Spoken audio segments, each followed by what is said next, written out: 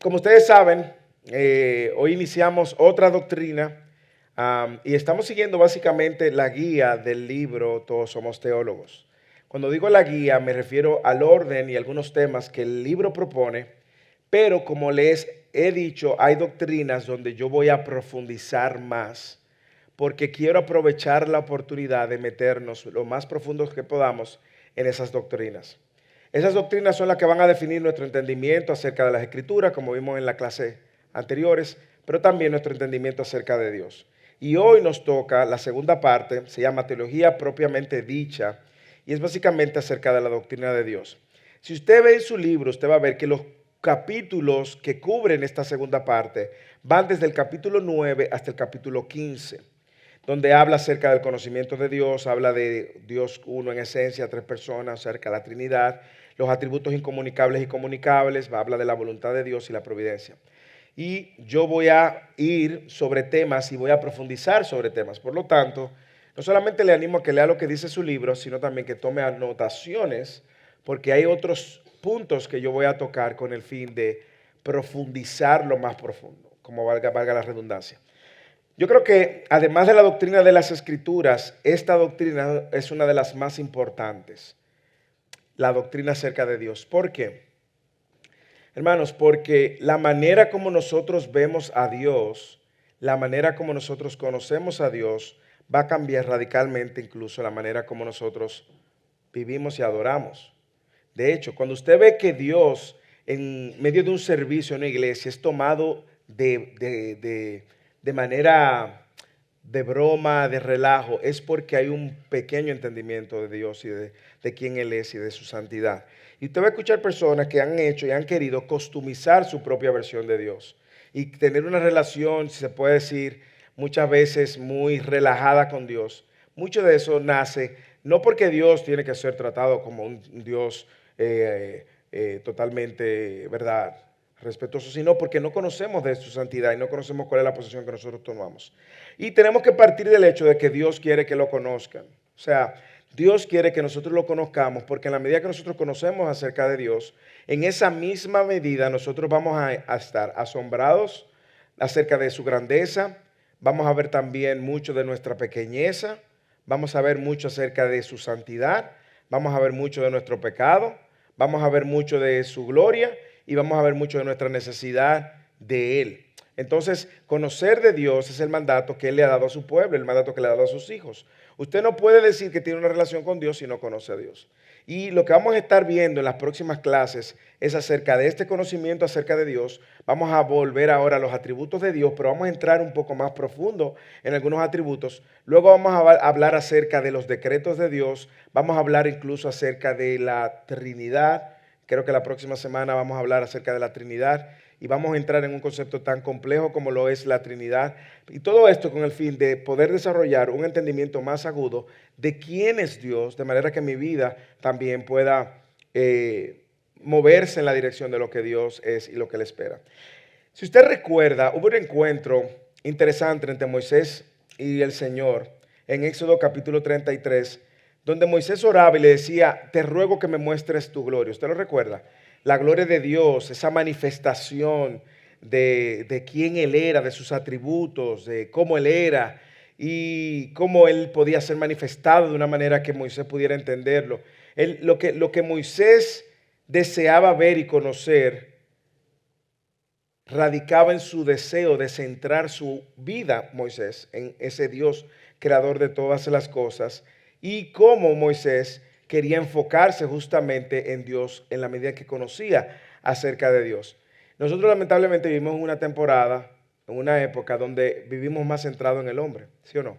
Y por eso usted ve tanta gente victimizándose, tanta gente, todo el mundo es víctima, todo el mundo busca sus propios intereses.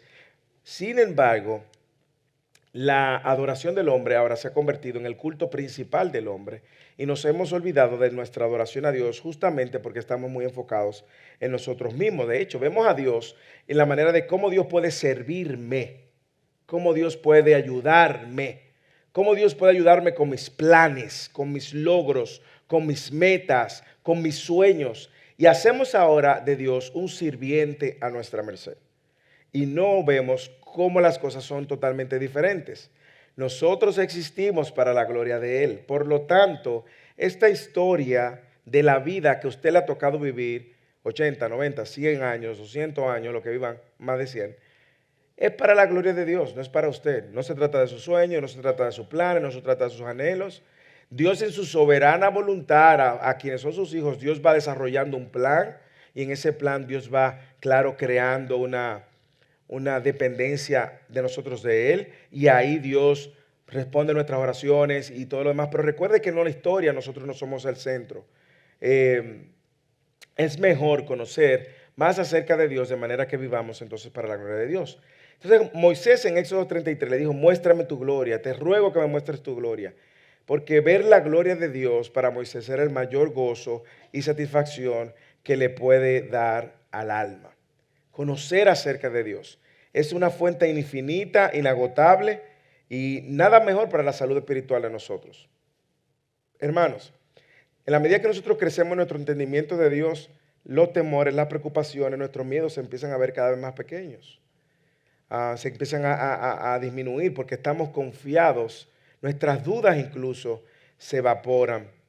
Y no hay nada mejor para la salud espiritual que enfocar nuestras vidas en la gloria de Dios. Nada honra más a Dios que tener una vida centrada en Dios y una perspectiva de todo acercamente centrado en Dios. Entonces, así como Moisés deseaba desesperadamente conocer a Dios, esa debe ser nuestra oración, hermanos.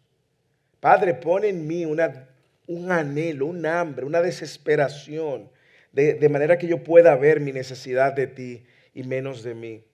De manera que yo pueda vivir más para tu gloria y menos para mi gloria.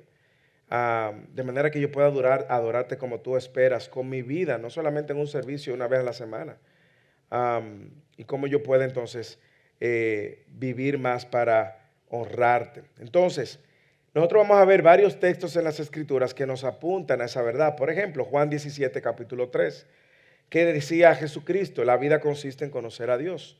Y esta es la vida eterna, que te conozcan a ti y al único Dios verdadero y a Jesucristo a quien has enviado. Y vida eterna, recuerda, hermano, no es solamente el fin, una vida sin fin. Cuando usted piensa en vida eterna, no es que usted va a ser inmortal. Eso no es lo que hace la vida eterna importante. Lo que hace la vida eterna interesante, atractiva, es pasar una eternidad delante de nuestro Señor. ¿Okay? No es de que cuando yo resucite voy a ser un inmortal. No, no, no. Es que vamos a vivir una vida continua de gozo, de bendición, centrado en el bien supremo, en nuestro Señor. Mateo capítulo 11, versículo 27. Todas las cosas, dice Jesús, me fueron entregadas por mi Padre, y nadie conoce al Hijo sino el Padre, y nadie al Padre, ni el Padre conoce a alguno sino el Hijo, y aquel a quien el Hijo lo quiera revelar. Conocer al único Dios verdadero solo puede ser por medio de Cristo. Y cuando vimos en las clases anteriores acerca de la revelación natural y la revelación especial, o esa manifestación de Dios a través de la creación, esa revelación natural nos deja con un entendimiento de que hay un Dios, pero es la revelación especial, la palabra, la que nos revela a Cristo quien nos lleva al Padre. Y por eso nosotros vamos a ver que vamos a conocer este Dios verdadero por medio de su palabra. Segunda de Corintios capítulo 3 también, Pablo decía, por tanto nosotros todos mirando a cara descubierta como un espejo la gloria del Señor, somos transformados de gloria en gloria en la misma imagen como por el Espíritu Santo. Entonces, es en esa medida en que yo conozco a Dios que mi vida también está y será siendo transformada. Así le pasó a Moisés cuando estuvo frente al Señor en su presencia, frente a la zarza ardiendo, y cuando Dios pasó y él solamente escuchó a Dios declarar, yo soy Jehová Dios que hago misericordia y tendré misericordia del que quiere y tendré compasión del que quiera. Y esa experiencia, ese encuentro con Dios de manera personal fue transformando la imagen de Moisés al punto de que él tuvo que ponerse un velo para que la gente no fijara su mirada en él. Y ahora nosotros, por medio de nosotros conocer a Dios y su revelación, nosotros entonces podemos poner también, vamos a ir siendo transformados, vamos a ir siendo transformados. Entonces, yo quiero que empecemos revisando una vez más los atributos y yo quiero que veamos cómo estos atributos se han categorizado. los atributos de Dios: naturales, morales, morales y no morales, inmanentes y emanentes, o sea, que están en Dios y que también, o incomunicables versus comunicables, que es la más común, por fases de revelación. Esa es otra perspectiva. Nos vamos a enfocar en la más común, que son los incomunicables y los comunicables. Básicamente, los incomunicables, para que tengan una definición clara, no existen en las criaturas, en nosotros. Son atributos que solamente le pertenecen a Dios. ¿Ok? Aceidad, vamos a hablar de eso. Simplicidad, vamos a hablar de la soberanía, de la omnipotencia, omnisciencia, omnipresencia. Son atributos que solamente le pertenecen a Dios y que no han sido comunicables ni transferibles a ninguna de sus criaturas. Los ángeles no lo tienen, ni los hijos de Dios tampoco lo tienen, ni ningún ser creado lo tiene. Por ejemplo, le voy a mostrar un ejemplo práctico de cómo nosotros hemos malentendido esto. Cuando nosotros vemos a Satanás, muchas veces, en muchos contextos, y veíamos ante Satanás, nosotros creíamos que Satanás era omnipresente, ¿sí o no? Satanás estaba en toda parte, estaba aquí, estaba allá, y estaba aquí. El diablo, y creemos que Satanás está en toda parte. No, Satanás no puede ocupar más de 2 lugares al mismo tiempo, como no lo puede hacer usted y yo. Satanás es un ángel creado. Él no tiene la omnipresencia, ese atributo. Tampoco Satanás es omnipotente. Y nosotros le hemos atribuido a Satanás un poder muchas veces similar o igual que el de Dios. No, recuerde que Satanás es una criatura. Entonces, cuando hablamos de atributos incomunicables, es que no existen en ninguna criatura nada que ha sido creado, solamente Dios los posee. Y los atributos comunicables son aquellos atributos de Dios que existen de alguna manera en sus criaturas. El amor, ¿ok? Ese deseo de hacer justicia, ser misericordioso, ser compasivo, existen de alguna forma en las criaturas también. Entonces, nosotros vamos a ver que hay atributos inmanentes de Dios, es decir, incomunicables también, recuerde que es lo mismo, como que son infinitos y que se manifiestan de manera personal, porque Dios no es un ser impersonal. ¿Ok? Dios no creó la creación y hizo las leyes de la creación y soltó la creación a que funcione como quien crea una maquinaria y la pone a correr. No, Dios hizo su creación y también es un Dios personal que está cercano a su creación. Por lo tanto, usted va a ver atributos que son infinitos, pero a la vez también hay atributos que son personales. También el tema de la eternidad, el tema también, esos atributos se han revelado a la creación y son personales también. Esa sabiduría, esa omnipotencia que vemos de Dios, esa soberanía que vemos de Dios. También vemos la inmutabilidad, por ejemplo, también, de que Dios no cambia y cómo eso se manifiesta de manera personal en que su verdad es firme, en que Él es fiel y no cambia, en que Él es compasivo y no cambia. Nosotros vamos a ver, no sé si están entendiendo, cómo un atributo que es infinito en su ser se manifiesta y nosotros podemos recibirlo de manera personal a nosotros. ¿Entienden eso? ¿Ok? Porque nosotros no vamos a vivir infinitamente, pero en el tiempo que nos ha correspondido vivir, vamos a poder conocer de manera personal de esos atributos. Y vamos a ver algunos de ellos. Por ejemplo, la aceidad de Dios. Anote esto porque esto puede sonar raro. ¿A qué nos referimos con la aceidad de Dios? Sencillamente a que Dios es independiente. ¿Ok? Dios no necesita de usted y de mí. ¿Ok? Si usted escucha a alguien que dice que Dios nos salvó para completar su felicidad, o que Dios no podía vivir sin nosotros, hermano, eso es mala teología. Dios existía en la eternidad pasada en una triunidad perfecta, completamente completo. ¿Ok? Dios es un ser independiente. Tampoco Dios necesita de mí para Él cumplir o llevar a cabo su plan en la tierra. Porque yo no soy dependiente. Él lo lleva conmigo o lo lleva con otros. ¿Entienden? Entonces la fuente o fundamento de la existencia de Dios está en Él mismo. Él es independiente y diferentemente a los hombres. Él no depende de ninguna manera de algo fuera de Él. Por eso Él dice en Isaías 48:12, oye Jacob, Israel, a quien llame, yo soy el primero, también soy el último. ¿Ok? Esa idea de que no hay nada antes ni hay nada después. En Hechos 17:25, hablando de Dios, dice que ni he servido, eso es Pablo, ¿verdad? Ni he servido en Hechos 17, ni he servido por manos humanas como si necesitara de algo, puesto que Él da a todos vida y aliento y todas las cosas. Eso es Pablo en el Areópago. Y de esa aceidad e independencia se desprenden o tienen otros, como un prisma, otros matices, aspectos de su aceidad, como por ejemplo la incomprensibilidad de Dios, porque al ser independiente y no depende de nadie, Dios hasta cierto punto es incomprensible. Al ser independiente y no depender de nadie, Dios es infinito. Dios también está fuera del tiempo porque no depende de nadie. Esa aceidad hace que Dios, ningún ser excepto Él mismo puede comprender o entender completamente a Dios. Salmo 145, versículo 3. Grande es el Señor y digno de ser alabado en gran manera, y su grandeza es inescrutable, es incomprensible. ¿Ok? Aprendas esas palabras para que no le pase como a la señora aquella que estaba en la iglesia. Oh, gloria inmarcesible, la palabrita bonita. Y un hermano, un nuevo creyente le dice, hermana, pero eso suena glorioso. ¿Y qué significa eso? Ay, hermano, yo no sé, pero suena bonito. Dios es inescrutable y es incomprensible.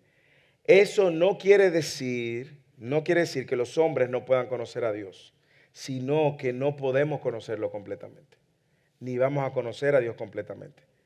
Y vamos a conocer de Dios lo que Dios ha revelado acerca de sí mismo y lo que Dios quiere que nosotros conozcamos de Dios. ¿Ok? Nosotros vamos a conocer de Dios lo que Dios ha revelado. Y por eso usted va a encontrar textos como el de Deuteronomio que dice que lo oculto le pertenece a Dios. Hay cosas que nosotros no vamos a poder conocer, y mucho menos en esta mente finita y caída. ¿Ok? Otro aspecto de este atributo es la infinidad de Dios. Dios no está sujeto a limitación alguna. No está sujeto a su creación. Mire cómo dice Job, capítulo 11, versículo 7 y 9. Cómo describe este libro esa perfección infinita. 11, versículos 7 y 9.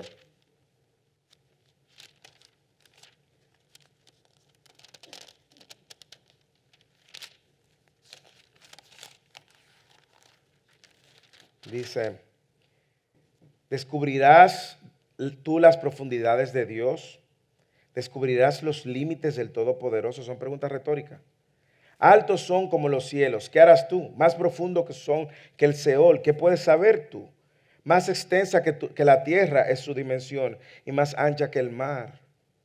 Increíble cómo él está describiendo lo infinito de Dios. Infinito con relación al tiempo, es eterno, así como dice el Salmo 92. Y también infinito en relación con el espacio. Él es omnipresente. Jeremías capítulo 23, versículo 23. Mire cómo dice. Yo soy un Dios de cerca. Usted ve que a pesar de que ese Dios trasciende nuestro entendimiento, es un Dios cercano. Yo soy un Dios de cerca, declara el Señor, y no un Dios de lejos. ¿Podrá alguno esconderse en escondites de modo que yo no lo vea? Declara el Señor. ¿No lleno yo los cielos y la tierra? Declara el Señor. Usted ve cómo el texto trata de hablar de esa omnipotencia y omnipresencia de Dios. Cómo el profeta lo describe con estas preguntas retóricas. Salmo 90, versículo 2. Antes que los montes fueran engendrados y naciera la tierra y el mundo, desde la eternidad y hasta la eternidad, tú eres Dios. Dios no está limitado por el tiempo.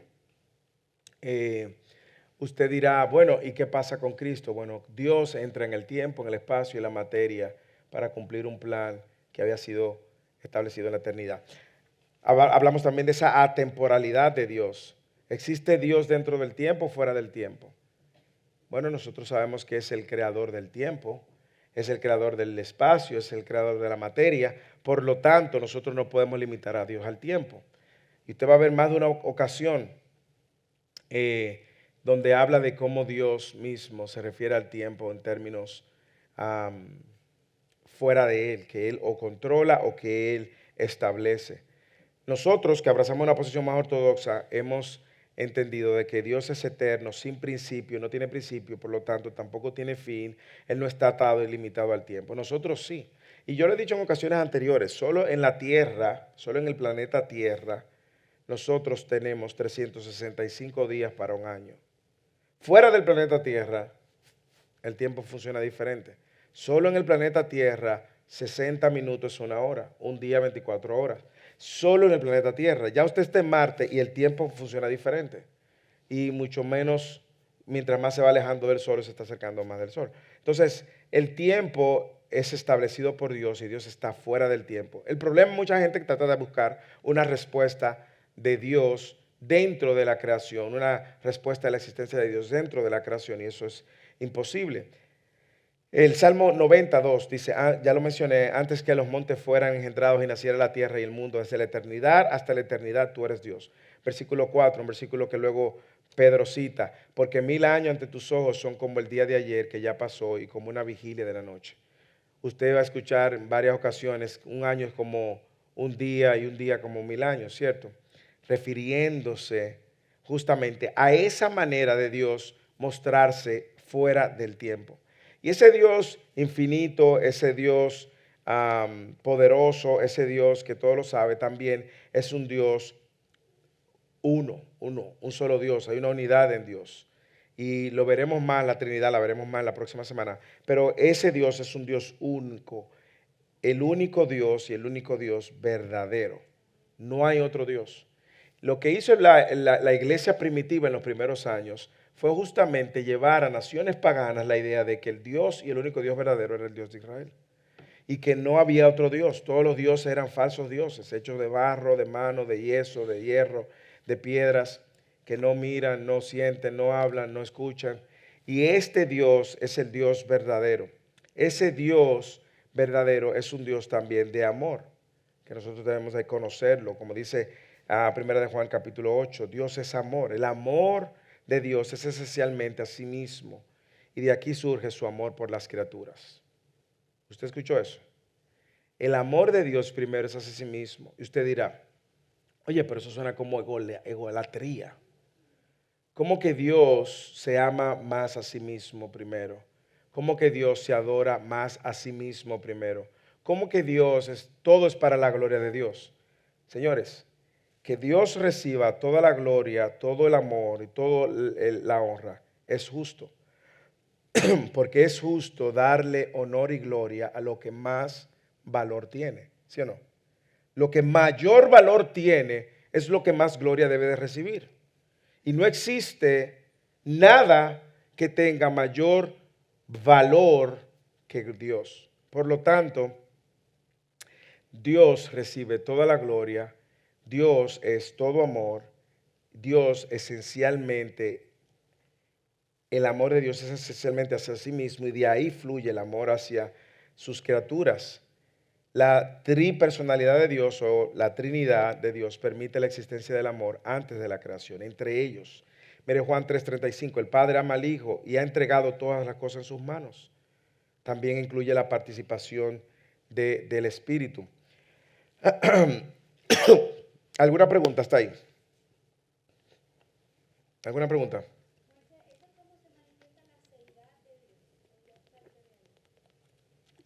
Me he ido moviendo, sí, pero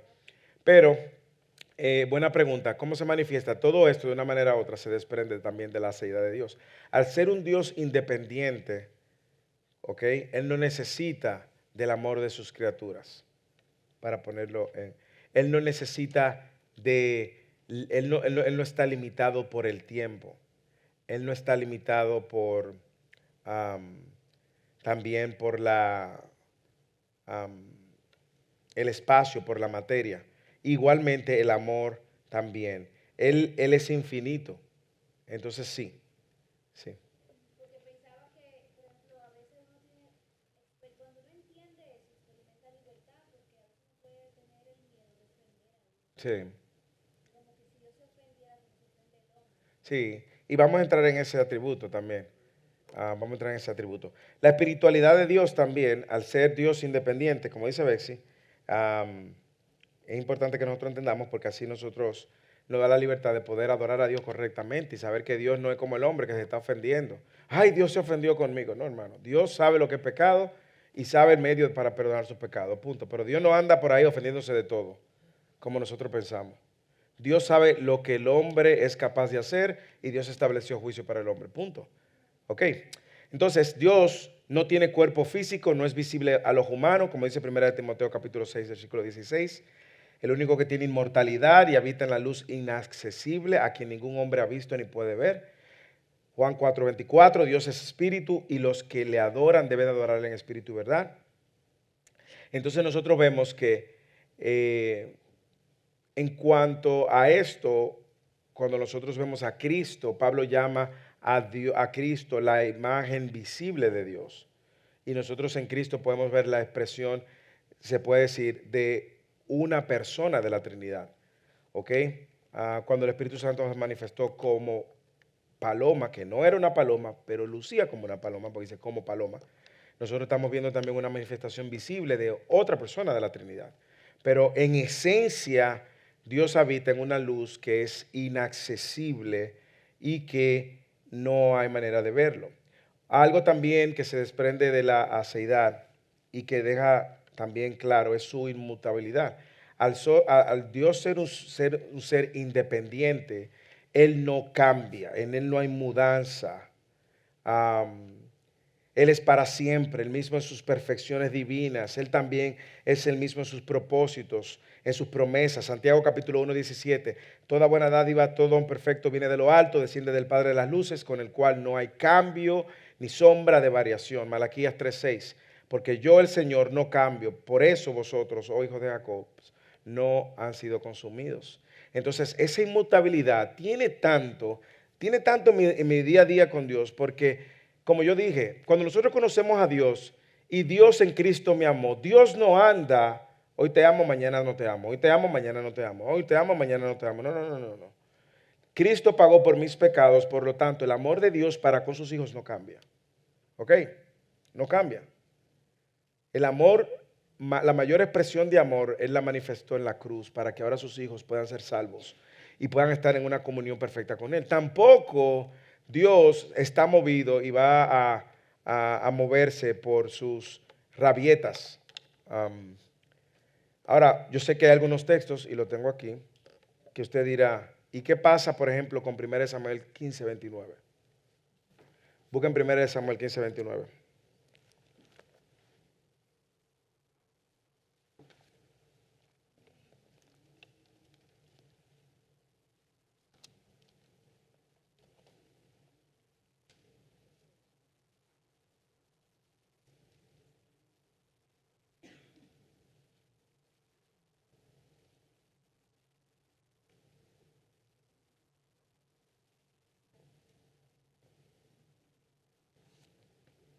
Alguien busque 1 Samuel 15:29. Alguien busque 1 Samuel ah,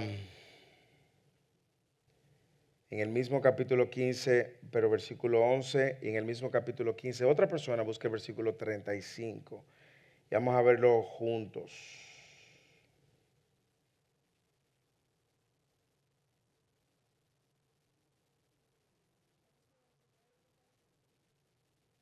Ujú.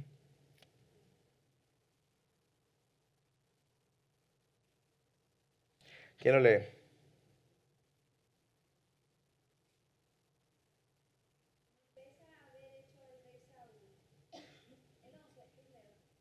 El 29 primero.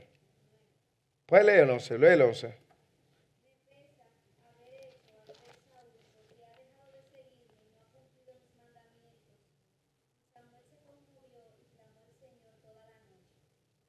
Ujú. Sigue el 29.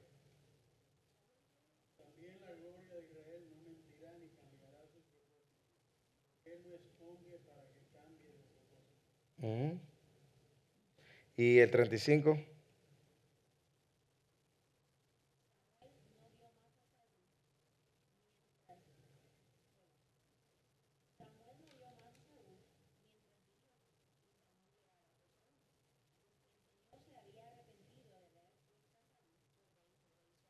Ujú.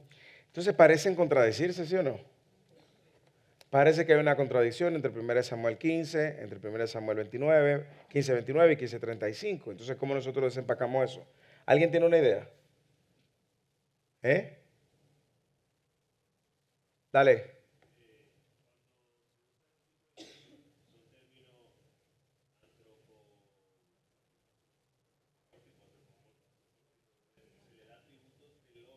Ujú, ujú, ujú. Exactamente. Sí, muy buena respuesta. La verdad es que cuando nosotros vemos, primero tenemos que sacar de la mente que Dios se arrepiente como el hombre se arrepiente.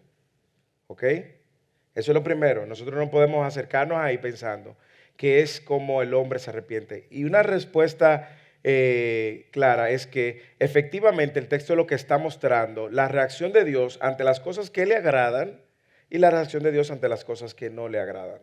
Pero no significa eso que el plan de Dios se movió, se cambió. De hecho, Dios tenía un plan de poner al rey David como el rey de Israel. Betsy.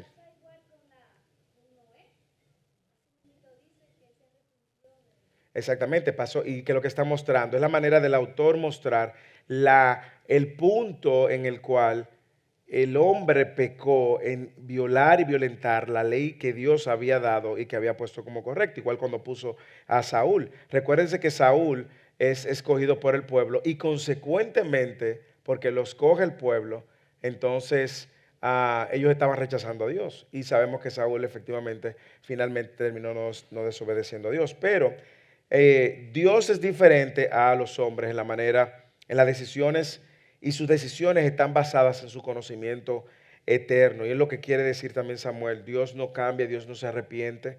¿Ok? Y cuando él usa ese lenguaje que está diciendo muy bien Michael, es mostrando la manera como él reacciona ante el pecado que el hombre mismo ha violentado. Si eso no queda ahí, el pueblo piensa que no hizo nada malo. Que Dios entonces se la cogió con Samuel, con Saúl y consecuentemente. No, no, no, no, no.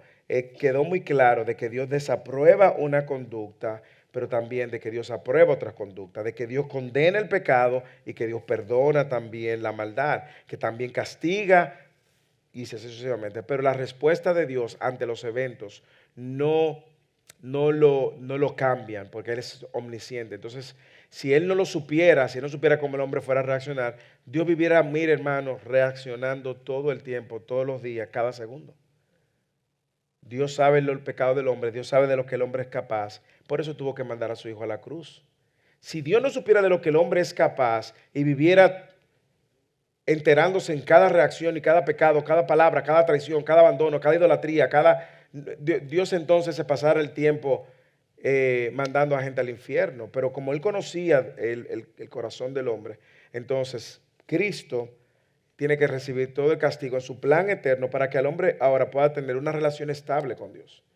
Por eso, y debe decirle eso, esa inmutabilidad no solamente aplica a esta narrativa del pueblo de Israel, aplica a mi relación con Dios. Si Dios no cambia, el amor de Dios para conmigo, usted lo sienta o no lo sienta. Si usted está en Cristo, el amor de Dios para usted no cambia. ¿Me entiende? Dude de su propio corazón antes de dudar de la fidelidad de Dios. ¿Usted está entendiendo? Porque su propio corazón es engañoso. Y usted va a creer, un día se siente que Dios lo quiere, un día se siente que Dios no lo quiere. Un día se siente que la gente lo quiere, un día se siente que la gente no lo quiere. Un día se siente que Dios lo rechazó y un día se siente que Dios no lo rechazó. Dios no cambia. ¿Usted entiende eso? Y si yo estoy en Cristo, el amor de Dios para con sus hijos no cambia. Su inmutabilidad hace que sea segura y que sea fiel. Sus promesas igualmente igualmente, hermano, su salvación. Y de eso vamos a hablar cuando entremos en la doctrina de la salvación. Un concepto también, ahora sí podemos pensar, es la impasibilidad de Dios, que la Real Academia Española lo define como incapaz de padecer o sentir. La Confesión de Londres en 1689 lo describe como Él es espíritu purísimo, invisible, sin cuerpo, miembros o pasiones. Y algunos alegan que esa impasibilidad no se refiere a estoicismo, sino a su inmutabilidad. Es decir, Él en su inmutabilidad no se va a ver movido, sus planes no se van a cambiar. Por ejemplo, Dios no va a tener compasión con Satanás. De que porque ya Él sabe que va a pasar la eternidad en el infierno. Entonces Dios ahora se siente emocional y dice, no, no, no. El plan de Dios para Satanás, los demonios y los que no le sigan, no va a cambiar. ¿Entienden? Es inmutable. Es inmutable. Y por eso Él puede. Ahora, cuando Cristo viene a la tierra y toma naturaleza de hombre, Jesús muestra esos atributos de Dios de la misma manera, ahora desde una perspectiva humana. Y Jesús tuvo compasión. Y Jesús lloró cuando vio a Marta y a María llorando por Lázaro. Ya Jesús en su humanidad está manifestando cada una de sus sentimientos y pasiones de una manera muy, muy natural, lo cual nos muestra en ese sentido cómo el Señor es compasivo, es misericordioso, es amoroso y todo lo demás. Pero tenemos que ver a Dios en una categoría fuera. Cuando yo pienso en el amor de Dios, no pienso en el amor de Dios como el amor que yo siento por alguien. El amor de Dios es un amor puro, el amor que yo siento por alguien es falible. Cuando yo pienso en la relación de Dios y Padre, no piense en esa relación ni la compare con ninguna relación de padre que usted ha tenido en la tierra. Porque todas las relaciones de padre, por muy bueno que haya sido nuestro padre, han fallado. Son pecadores. La relación de Dios como Padre es una relación que no cambia, es inmutable, descansa en su esencia, en su protección, en su cuidado, en su fidelidad. Igualmente, cuando yo mire la relación de Dios como hijo, no piense en ninguna relación como ninguno de sus hijos. Es una relación única, exclusiva. Cuando yo pienso en que Dios es santo, no piense en una santidad que nadie en esta tierra ha podido cumplir y llenar. Es algo completamente fuera. Entonces, en el sentido de que nosotros conocemos a Dios y sus atributos, nos va a ayudar mucho a poder relacionarnos de manera correcta con Dios. No sé si usted conoce personas que se ofenden de todo. ¿Usted conoce personas que se ofenden de todo? O que son más sensibles que otras. Hay personas que son más sensibles que otras. Hay personas que les cuesta más ofenderse. Eso tiene que ver con muchos elementos. Y por esa naturaleza del corazón, nosotros tratamos a Dios así. Creemos que Dios está ofendido conmigo todo el tiempo. Creemos que Dios no me quiere ya porque hice esto, como si Dios fuera reaccionario. Entonces, ¿qué nosotros hemos hecho? ¿Por qué es importante conocer de la doctrina de Dios? Porque yo puedo entonces ver a Dios por encima de los patrones y comportamientos del hombre, fallidos, incompletos, caídos. Dígame. Ajá.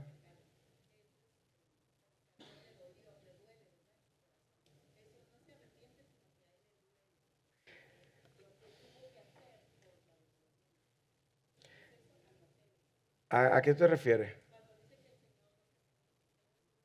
Para mentir. Bueno, en el sentido humano, que Dios no se arrepiente como el hombre se arrepiente, sino que siente indignación. Eso usted lo va a ver una y otra vez.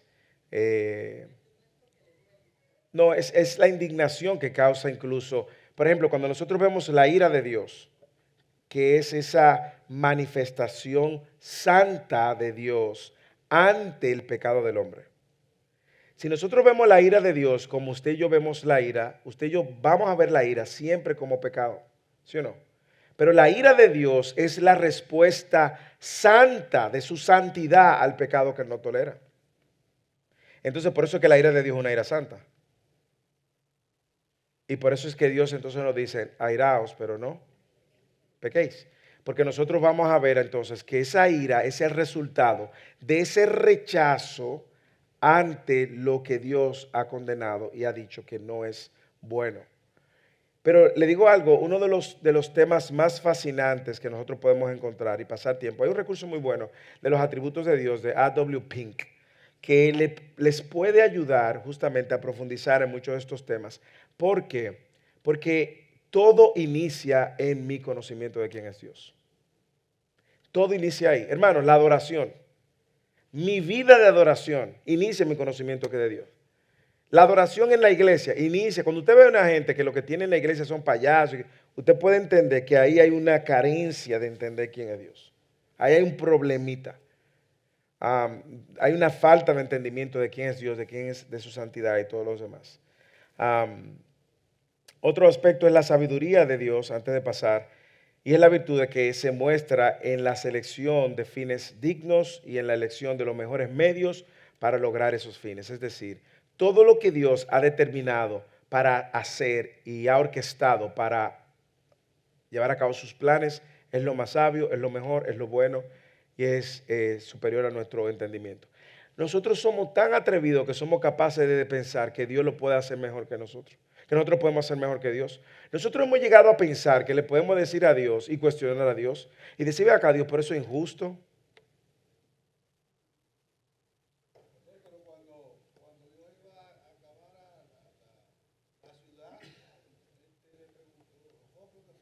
Abraham, Abraham, ajá. No, al contrario, no lo cambió porque, porque Dios sabía que no había justo ahí. Abraham le decía, Señor, pero si hay 50 justos. Y Dios le dijo, si hay 50 no la voy a destruir. Ay, Señor, pero si hay 30. Ok, si hay 30, Abraham, no la voy a destruir. Pero yo creo que es un buen ejemplo, porque al final Abraham muestra su limitación del conocimiento y Dios muestra su omnisciencia del conocimiento. ¿Y cómo terminó Sodoma y Gomorra?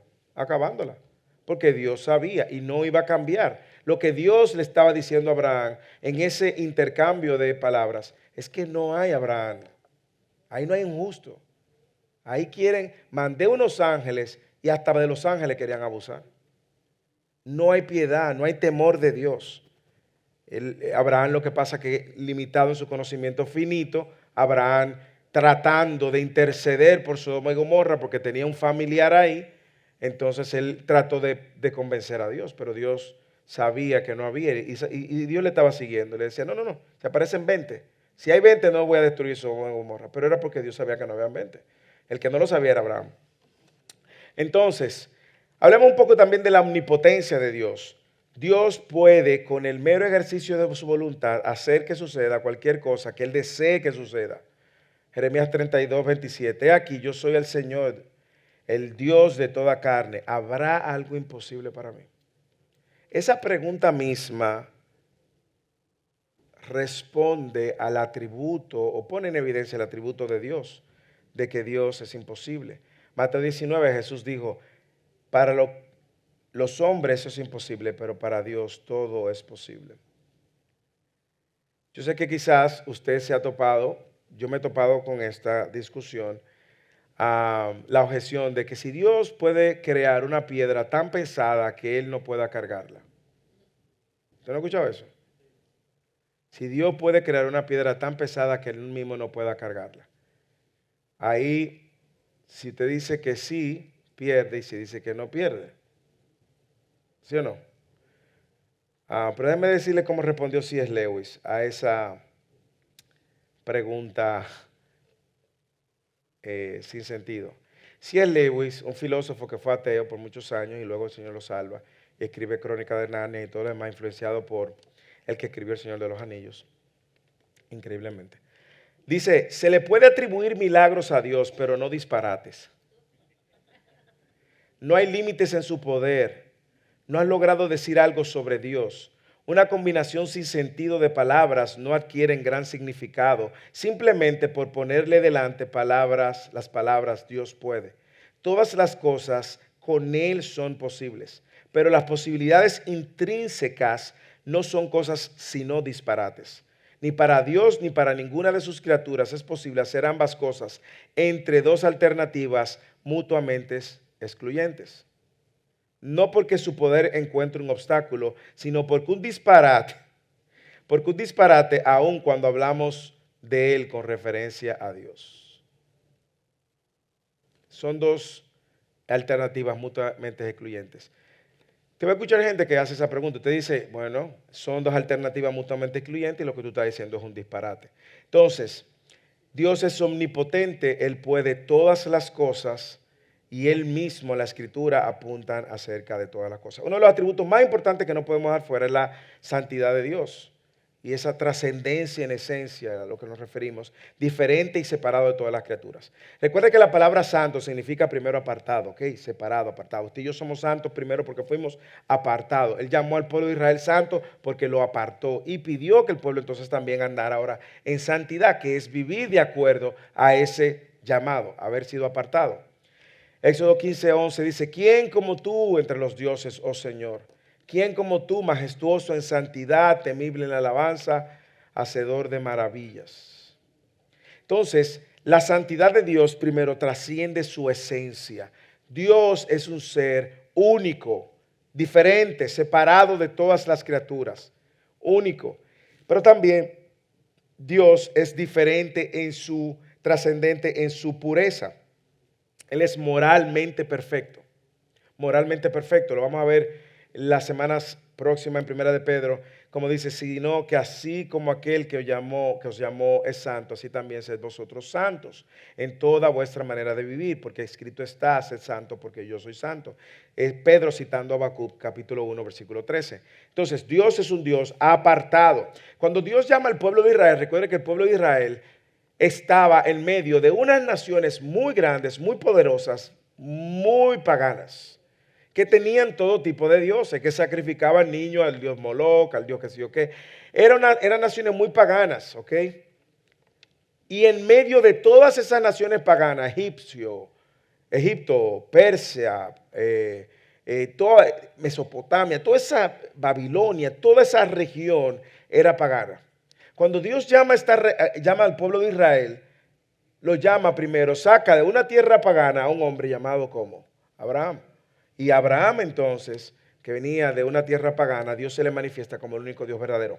Y luego le da a Abraham la promesa. Y luego de la promesa tiene los hijos, a Isaac y Jacob. Y de Jacob entonces tiene los 12.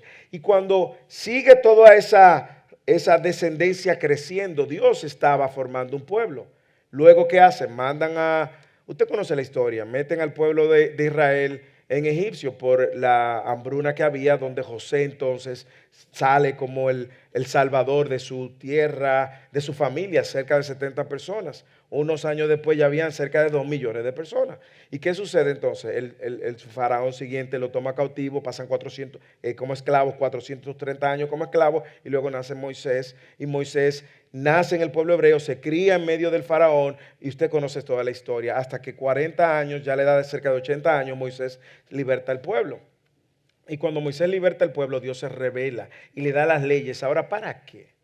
Dios le da esas leyes para que ahora el pueblo viva diferente a las demás naciones. Sea totalmente diferente a las naciones paganas. En vez de tener muchos dioses, ahora tienen un solo Dios. En vez de tener muchas mujeres, ahora van a tener una sola mujer. En vez de tener esto, van a tener esto. Y empieza a dar y a poner en orden a este pueblo. Y cuando lo llama a ser santo, es justamente a vivir como una nación que ha sido apartada. Y eso luego se ha extendido a través de la iglesia también y del llamado que tenemos. En Cristo ahora hemos sido apartados, elegidos. De eso vamos a hablar hoy en 1 de Pedro, el versículo 1 y 2. Vamos a hablar de la elección, un tema difícil, pero vamos a hablar lo que dice el texto. Y vamos a ver cómo Dios entonces ahora nos elige, nos llama, y ese llamado lleva consigo un estilo de vida diferente también. Pero Dios trasciende en su pureza porque Él es moralmente perfecto. ¿Ok? Y tenemos que ver la santidad de Dios justamente como esa pureza perfecta, donde no hay pecado, donde no radica el pecado, donde no hay esencia de pecado. Y eso nos ayuda a entender porque cuando Dios piensa en algo o algo sucede en mi vida, nosotros a veces pensamos que es malo, Dios sí es malo. No, no, no. Todo lo que Dios permite y hace en la vida de un hombre, hijo de Él, lo hace con un plan y un propósito. La soberanía de Dios, Dios es el gobernador absoluto y supremo del universo. Daniel capítulo 4, 35. Y todos los habitantes de la tierra son considerados como nada, mas Él actúa conforme a su voluntad en el ejercicio del cielo y entre los habitantes de la tierra. Nadie puede detener su mano ni decirle qué has hecho. Yo creo que nosotros teníamos que leer bien continuo ese versículo, porque hermano, nosotros no hemos creído que somos dioses, nosotros no hemos creído que podemos hablarle a Dios y demandarle a Dios y exigirle a Dios. Hermanos, usted y yo somos considerados como nada, así que ocupemos nuestro puesto. ¿Ok? Y lo que ahora somos, lo somos en Cristo, por la obra de Cristo. Pero Él ha tenido misericordia de nosotros y por su misericordia ahora nosotros podemos ser llamados sus hijos. Pero nosotros no somos lo que le decimos a nadie que ha hecho, no podemos cuestionarlo, no podemos tampoco detener su mano. Él es un Dios soberano, Él hace lo que Él quiere, como Él quiere. Él hace las cosas cuando Él quiere, Él hace las cosas con quien Él quiere. ¿Ok? La bondad de Dios, Dios tiene una disposición de tratar generosamente a sus criaturas. Mateo capítulo 5, versículo 45, para que seáis hijos de vuestro Padre que está en los cielos, porque Él hace salir el sol sobre los malos y los buenos y llover sobre los justos y los injustos. Hay una bondad de Dios para toda su creación. Por eso usted ve que hay gente que no cree en ateo y le va bien en esta tierra y prospera. El sol sale para justos y para injustos, llueve para justos y para injustos. Y eso es parte de la bondad de Dios, o lo que llamamos la gracia común. También la misericordia de Dios es la demostración de amor, del amor de Dios, aliviar las miserias que vienen como consecuencia del pecado y a no darle el castigo que el hombre merece por causa de su pecado. Y finalmente, porque se nos está acabando el tiempo y quiero terminar los atributos de Dios, nos quedan algunos más y unos minutos más. La gracia de Dios es ese amor inmerecido hacia los pecadores, como dice Efesios capítulo 2, versículo 4, es darle a usted algo que usted no merece. ¿Ok? Eso es gracia. La salvación es por gracia, no por obras. Es decir, Dios nos dio a nosotros lo que nosotros no merecíamos. ¿Qué nosotros merecíamos? Condenación. ¿Y qué nos dio? Salvación. Eso es gracia. ¿Ok? Y no darnos el castigo que sí merecíamos, eso es misericordia. ¿Usted entiende la diferencia? Cuando usted y yo no recibimos el castigo que merecemos, eso es misericordia. Y cuando recibimos la salvación que no merecemos, eso es gracia. ¿Usted entiende la diferencia? Usted merecía castigo y no le dieron ese castigo, eso es misericordia. Usted no merecía salvación y le dieron salvación, eso es gracia. Gracia y misericordia a veces se usan de manera intercambiable en las Escrituras y a veces se usan como sinónimos, pero en su raíz original siempre son distintas. La veracidad de Dios, lo que Dios declara es verdadero, es preciso, lo que Él promete y lo que Él también amenaza que va a hacer, lo que Él dice que va a hacer, lo cumplirá. Dios nunca miente. Número 23, 19, Dios no es hombre para que mienta, ni hijo de hombre para que se arrepienta. Lo que Él lo ha dicho Él y no lo hará. Pregunta, ¿ha hablado y no cumplirá? Entonces, Dios es veraz también. Por lo tanto, yo puedo confiar en que lo que Dios ha dicho, escuchen, no lo que Dios le dijo por medio de un profeta, un hombre, una mujer. No, lo que Dios ha dicho por medio de su palabra. Arranquemos por ahí. ¿Ok? Lo que Dios ha dicho por medio de su palabra, Él lo va a cumplir. Porque yo conozco personas que han dicho, no, que el profeta me dijo y no se cumplió. Hermano, claro que no se va a cumplir. Fue un falso profeta. Ese falso profeta que le dé gracia a Dios que no estamos en el Antiguo Testamento. Porque en el Antiguo Testamento lo apedrearon. ¿Ok? No, porque me dijeron, no. Lo que Dios ha dicho aquí, Él lo va a cumplir. Hermano, usted puede dormir tranquilo.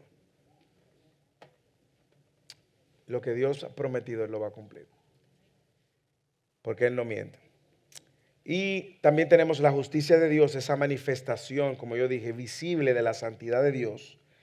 el compromiso de hacer que lo que más gloria le da, dándole a cada quien lo que le merece.